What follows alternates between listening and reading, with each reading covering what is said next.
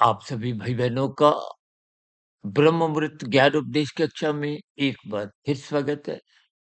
आज की चर्चा शब्द, अर्थ और भावार्थ को लेकर करने जा रहे हैं।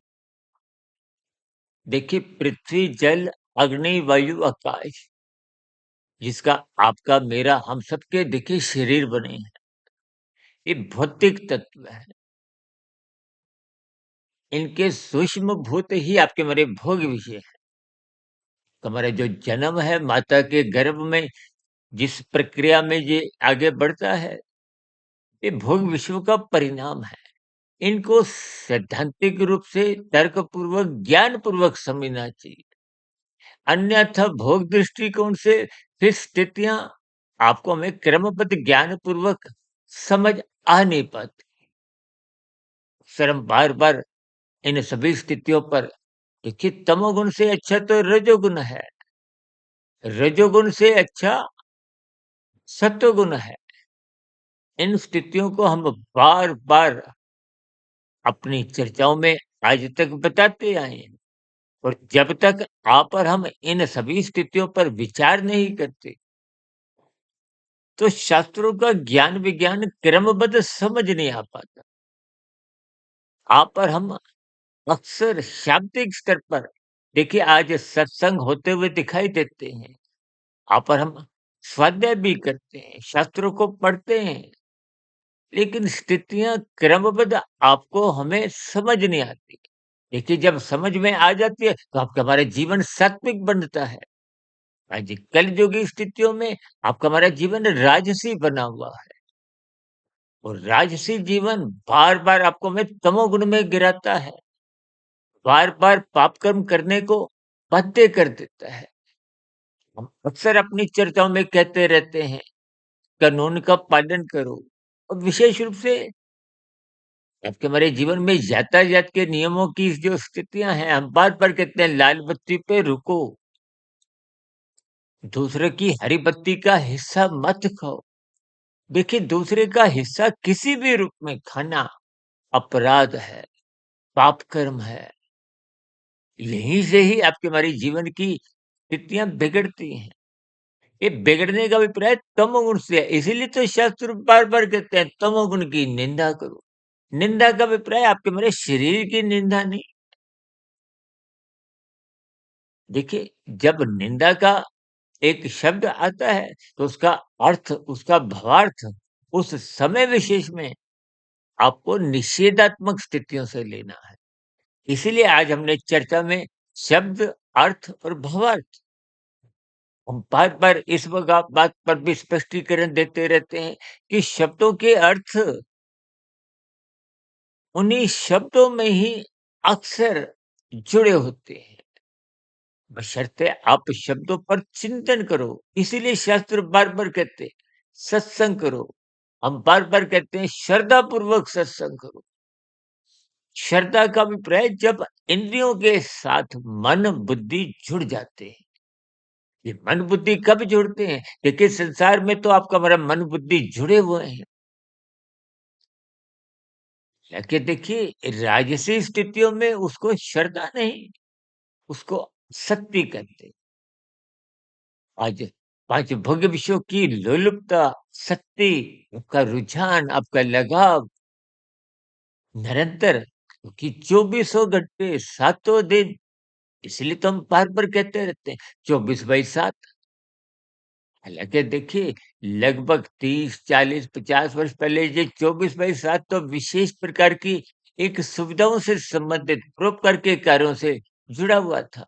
आज भोगों से ये सभी स्थितियाँ, अक्सर हम अपनी चर्चाओं में बार-बार इन सभी स्थितियों की निंदा करते हैं, क्योंकि जब-जब रजोगुण बढ़ता है, फैलता है या यूँ कहो बिगड़ता है, क्योंकि बिगड़ा हुआ रजोगुण ही, बढ़ा हुआ रजोगुण ही आपको में तमोगुण में गिराता है। आज साधारण स्तर पर भी ब्याह शादियों में कितनी राजसी स्थितियां बढ़ती जा रही हैं।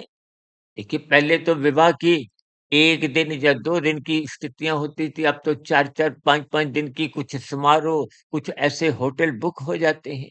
तो ये सब राजसी तामसी स्थितियाँ हैं। तामसी स्थितियों का अभिप्राय है जिनमें शास्त्र मना करते हैं। कुछ प्री वेडिंग स्थितियों में भी स्थितियाँ भोग प्रेरित बिगड़ती जा रही हैं।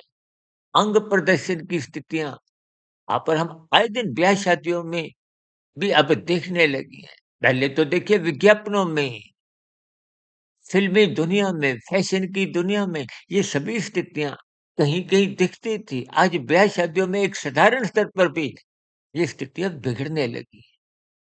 मादक पदार्थों का सेवन बढ़ता जा रहा है। तो ये सभी स्थितियाँ आपको शाब्दिक स्तर पर किए गए सत्संग के भी अर्थ समझने में रुकावट पैदा करता है। इसलिए बार-बार कहा जाता है, जब-जब अर्थ समझ में आएँगे, आज आपको अपने जीवन के अर्थ समझ नहीं आते। हालाँकि अर्थ का अभिप्राय धन से भी है।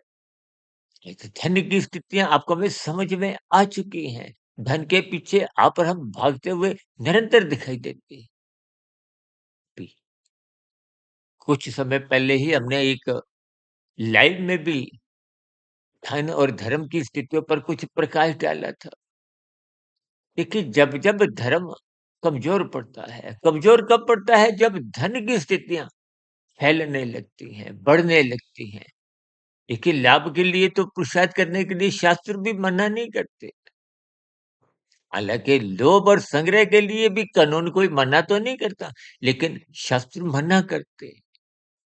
लाभ एक सात्विक वृत्ति है। हमारा अपनी स्वयं की आवश्यकताओं की पूर्ति के लिए, परिवार का लालन-पालन करने के लिए, समाज के प्रति, देश के प्रति, प्रकृति के अन्य जीवों के प्रति आपके हमारे कुछ दायित्व हैं। उसके लिए पुरुषार्थ यानी कि धन कमाना चाहिए। लेकिन धन के पीछे भागते-भागते जब आप धर्म को कमज़ोर कर बैठते हैं, नीतिगत कार्य, कानून का उल्लंघन होने लगता है, तो फिर वो धर्म कमज़ोर होने लगता है। तो फिर ऐसी स्थितियों में वो किया गया सत्संग भी शाब्दिक स्तर पर कुछ समय तक ही, सर हम बार-बार कहते हैं ना, श्रद्धापूर्वक किया गया सत्संग भी 1% की सफलता है। उस पर जब तक चिंतन मनन नहीं होता, और चिंतन मनन की सर्वोत्तम स्थिति ब्रह्म मुहूर्त की है। ब्रह्म मुहूर्त सूर्य निकलने से पूर्व के 2 घंटे 40 मिनट की स्थिति है। और उस स्थिति विशेष से भी पूर्व यदि आप और हम उठ जाते हैं, तो आपका हमारा ब्रह्म मुहूर्त का समय बढ़ जाता है। अक्सर ये छोटी-छोटी बातों पर आप और हम कोई विशेष ध्यान नहीं देते। इसके फलस्वरूप हमारा राजसी जीवन अधिक व्यस्त हो, तो फिर सत्संग की या स्वाध्याय की जो-जो स्थितियाँ आप शाब्दिक स्तर पर सुनते हैं, पढ़ते हैं, वो आगे बढ़ नहीं पाती, अर्थ समझ आ नहीं पाते। यूँ तो देखिए 5 भोग्य विषय में भी विषय शब्द में विष शब्द अर्म में ही जुड़ा हुआ है। विष का अभिप्राय ज़हर से है। आयुर्वेद में तो यहाँ तक कहा जाता है कि भोजन ही अमृत है, भोजन ही ज़हर है। उचित मात्रा में लिया गया भोजन तो अमृत है। और अनुचित स्थितियों में भोग विषय जब बिगड़ने लगते हैं, तो वही ज़हर बन जाता है। आज आपके हमारे भोग विषय बिगड़ते हुए, देखिए ब्याह शादियों में आपकी हमारी जो स्थितियाँ होती हैं भोगों की, इनसे आप और हम परिचित हैं। आपको हमें अनुभव है, स्थूल शरीर के स्तर पर अधिक खाया हुआ ही एक रोगग्रस्त स्थितियाँ। आज से तकरीबन 40, 50, 60 वर्ष पहले कोई ऐसी आपके हमारे परिवारों में कोई रोगग्रस्त स्थितियाँ उत्पन्न नहीं थी। इतने अस्पताल नहीं थे, इतने दवाइयों की दुकानें नहीं थी, जितनी आज दिखाई देती हैं। आज मेडिक्लेम की जो एक शब्द है, आप पर हम परिचित हैं। हमारे घरों में कितनी अधिक दवाइयाँ आती, ये बिगड़े हुई दिनचर्या, बिगड़े हुए हमारे खान-पीन, ये सभी स्थितियाँ अक्सर को हमें परमात्मा से जुड़ने नहीं देती, संसार की गतिविधियों में ही लगाए रखती है। इसीलिए श्रद्धापूर्वक सत्संग करो, किए गए, सुने गए, पढ़े गए शब्दों पर चिंतन करो। हम तो बार-बार कहते हैं। शास्त्रों में एक-एक शब्द बहुत ही नपा-तुला, तोल-तोल के कहा गया है। इसका अभिप्राय यही है कि शास्त्रों में आपके हमारे जीवन के दिशा निर्देश होते हैं। हम तो बार-बार यहाँ तक कहते हैं कि वेदों का ज्ञान पुरुषीय है, वो जीवन के दिशा निर्देश है। और वेदों के ज्ञान का ही सरलीकरण मायातीत महापुरुषों ने परमात्मा की प्रेरणा से उपनिषदों में किया, और उपनिषदों का और सरलीकरण विभिन्न पुराणों में आज भागवत पुराण की चर्चाएं, कथाएं के रूप में भारत में तो देखिए 1-2 शहरों में नहीं, प्रतिदिन सैकड़ों शहरों में होती है। इनके सीधा प्रसारण भी टीवी के माध्यम से होता हुआ करोड़ों मनुष्य जुड़ते हैं। अक्सर आप और हम कथाओं तक ही सीमित रहते हैं, उनके अर्थ नहीं समझते, उन कथाओं के पीछे के भावार्थ नहीं समझते। जब भावार्थ समझ नहीं आते, देखिए जब अर्थ ही नहीं समझ आते, तो बार-बार कहते हैं ना, शब्द 1% की, अर्थ 10% का और भावार्थ 100% की। हम संसार को क्या कहते हैं? काजू बादाम की स्थितियाँ हैं, जल्दी समझ में आ जाती है, इसलिए आप संसार को पकड़ते हैं कि शास्त्रों की बातें आपको में समझ नहीं आती। क्यों? क्योंकि वो अखरोट की भांति है, बादाम की भांति है, उनको समझना होता है। इसका अभिप्राय ये है, इस उदाहरण से आपको मैं संदेश लेना है कि आप शाब्दिक स्तर पर उनके अर्थ समझिए। अर्थ तो देखिए, आप शब्दकोश में भी जाओगे तो आपको अर्थ समझ में आ जाएँगे।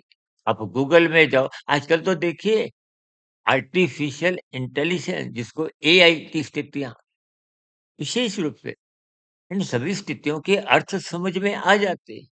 लेकिन भावार्थ समझने में जीवन खप जाता है। ये शोध की स्थिति है। जैसे लोग बीए करते हैं, एमए करते हैं, फिर पीएचडी करते हैं।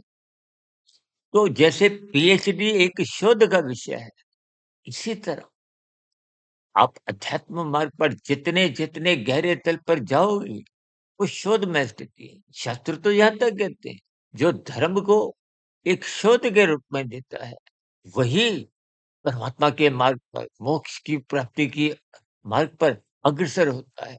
गीता में तो भगवान श्री कृष्ण जी ने कर्म योग, ज्ञान योग, भक्ति योग की स्थितियों पर एक विशेष स्पष्टीकरण दिया। इन सभी स्थितियों को क्रमबद्ध समझते हुए अपने जीवन को व्यवस्थित कीजिए। देखिए, जब-जब भावार्थ समझ में आएँगे, ये भावार्थ समझ में आते-आते जीवन खपाना होता है। मनुष्य जो नहीं, इन सभी स्थितियों के लिए परमात्मा का दिया हुआ एक उपहार है।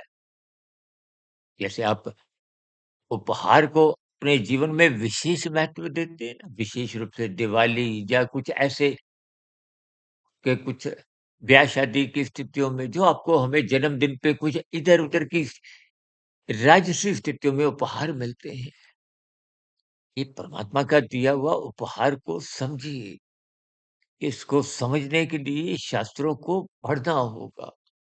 जिन गुरुओं ने इनको पढ़कर समझा है, उनको सुनना होगा, शास्त्रों का स्वाध्याय करना होगा, ताकि शास्त्र जो शाब्दिक स्तर पर लिखे गए हैं, उनके आ पर हम अर्थ समझें, उनके गहरे तल पर उतरते हुए उनके भावार्थ समझें, तो फिर आपका हमारा जीवन भी मोक्ष प्राप्ति की ओर निरंतर अग्रसर होने लगेगा। जीवन सार्थक दिशा की ओर आगे बढ़ने लगा।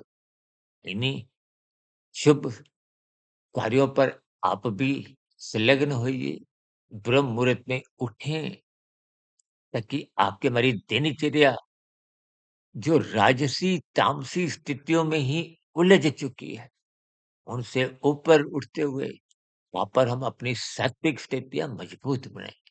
जैसे-जैसे सात्विक स्थितियाँ मजबूत होंगी, तो शाब्दिक स्तर के जो अर्थ हैं, वो आपके गहरे तल पर समझ में आते-आते का रुझान उन स्थितियों पर गहरे तल पर बढ़ते हुए उनके भावार्थ समझ में आ जाए।